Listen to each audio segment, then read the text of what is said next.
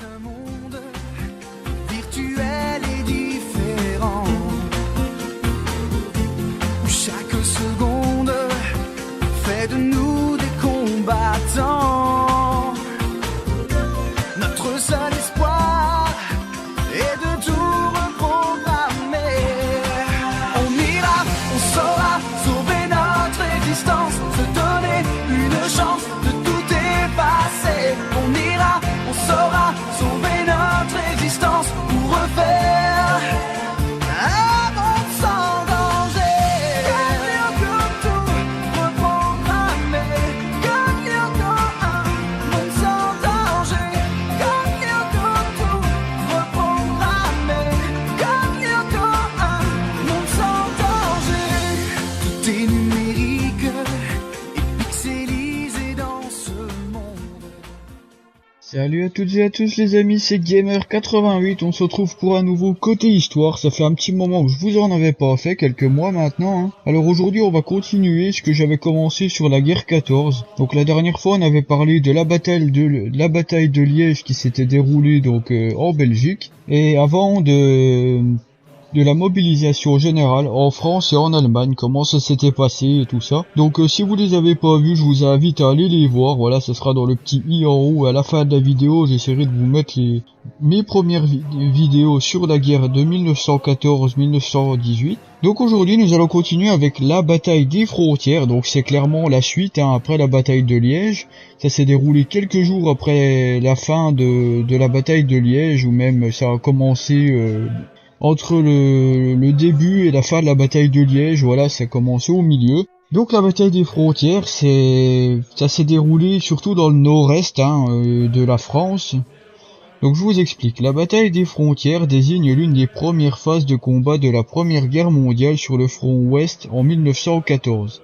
Oui, ils disent ouest parce que il y a eu aussi du côté russe un petit peu, ça a bardé un petit peu de l'autre côté aussi. Juste après la mobilisation des différents belligérants, donc les différents pays, la France, l'Allemagne et puis la Belgique était un peu obligée, et puis l'Angleterre, puisque vu que l'Allemagne a agressé l'Angleterre, a agressé la Belgique, l'Angleterre est entrée en guerre, vu que c'est des alliés, ils se sont sentis obligés de venir donner un coup de main, voilà. Comme il s'agit d'une expression française, le terme désigne la série d'affrontements entre les troupes allemandes et franco-britanniques le long des frontières franco-belges et franco-allemandes, sur une période allant du 7 au 23 août 1914. Voilà. Elle comprend plusieurs zones de combat. D'une part, en Haute-Alsace, bataille de Mulhouse et de Dornach. Dans les Vosges, bataille du Donon. Et sur le plateau lorrain, bataille de Morhange et de Sarrebourg, où les Allemands repoussent les offensives françaises. D'autre part, dans l'Ardenne belge, bataille des Ardennes. Donc c'est pas la plus célèbre, il y a eu deux batailles des Ardennes pendant la guerre 14.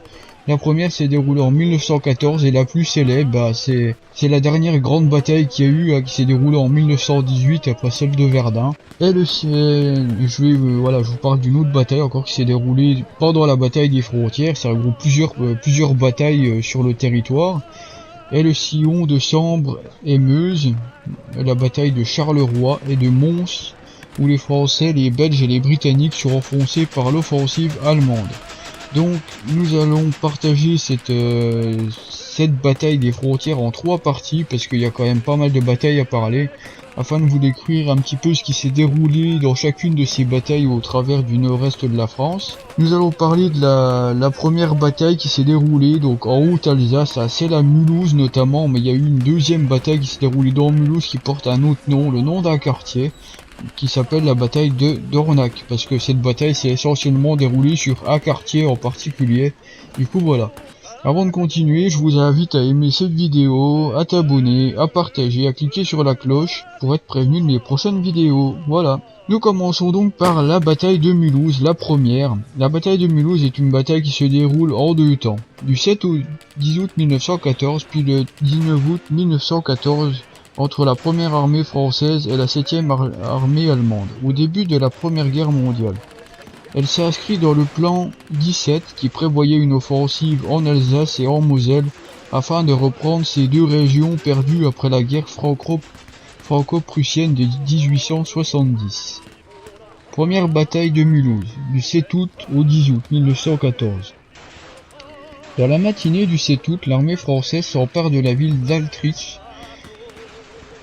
d'Alkirch, voilà, d'Alkirch, et se déplace vers le nord le jour suivant, gagnant le contrôle de Mulhouse grâce à un repli stratégique des Allemands.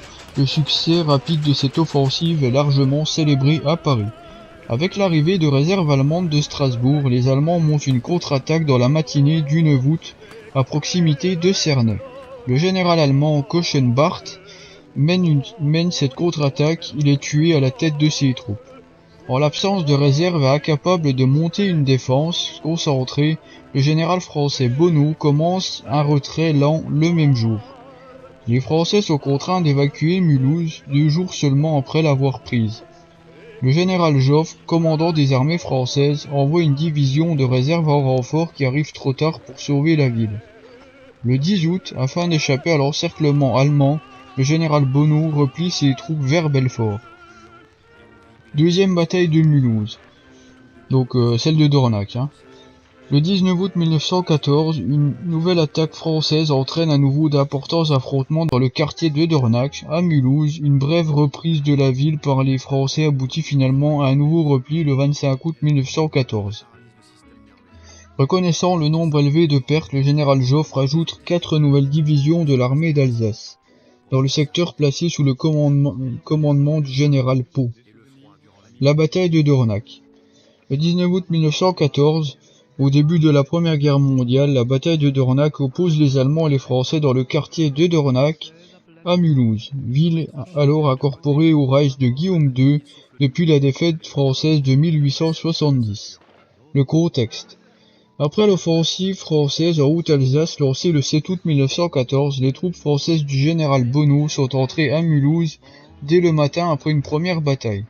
Peu après, elles doivent se replier lors d'une contre-attaque allemande. Le 10 août, les Allemands occupent à nouveau Mulhouse.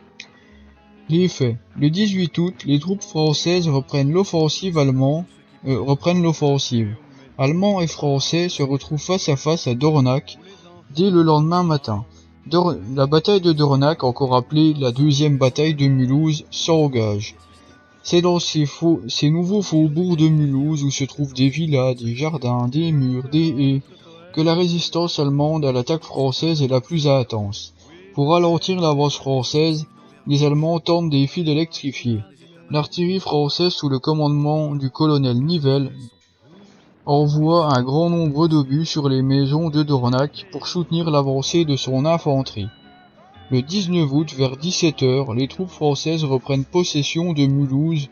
On relève alors des centaines de morts et de blessés des deux côtés. Les troupes françaises font 1 millier de prisonniers. La 8e division de cavalerie fait reculer les Allemands jusqu'à Hennisheim à 20 km au nord de Mulhouse. Les suites de la bataille.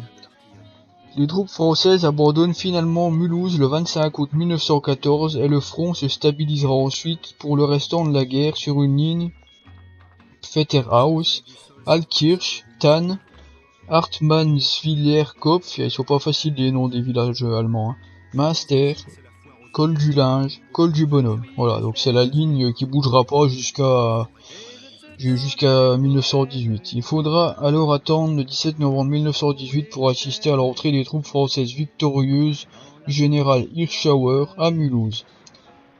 Le retrait de Bonneau à Belfort, enfin du général Bonneau qui dirigeait le truc, est vu à la fois comme une humiliation réelle et symbolique par le général Joffre. Sa réponse est immédiate.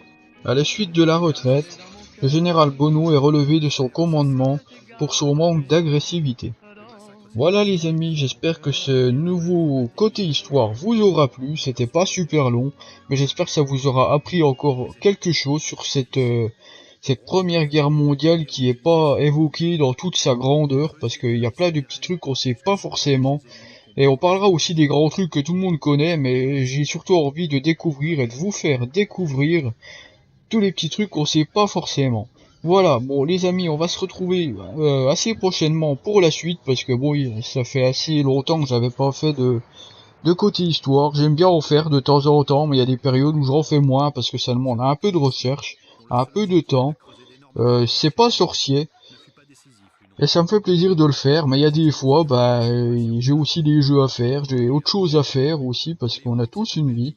Sur ce les amis, moi je vous dis à la prochaine, et n'hésitez pas à regarder mes vidéos que voilà, ils sont présentes en ce moment, à cliquer sur l'une si vous ne les avez pas vues, ou à vous abonner. Salut à tous et vive les jeux vidéo!